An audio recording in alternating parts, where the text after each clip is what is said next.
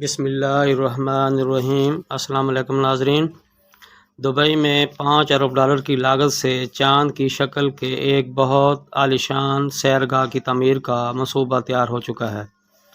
یہ سیرگاہ 200 میٹر بلند ہوگی اور اس کا محیط یعنی سرکمفیرنس 600 میٹر ہوگا۔ برج خلیفہ کے بعد یہ دوسری اہم ترین بلڈنگ ہوگی جس کو دیکھنے کے لیے دنیا بھر سے اندازہ ہے کہ 1 کروڑ سیاح دبئی کا رخ کریں گے اور اس سے دبئی کو تقریباً $2.25 ارب کا ریونیو حاصل ہوگا۔ اس سیرگاہ کی تعمیر اندازہ ہے کہ 5 سال میں مکمل ہو جائے گی۔ اس سیرگاہ میں تیز رفتار شٹل سروس متعارف کرائی جائے گی جو سیاحوں کو اوپر لے کر جائے گی۔ سیاحوں کو ایسے محسوس ہوگا جیسے وہ چاند کی سطح پر کھڑے ہیں۔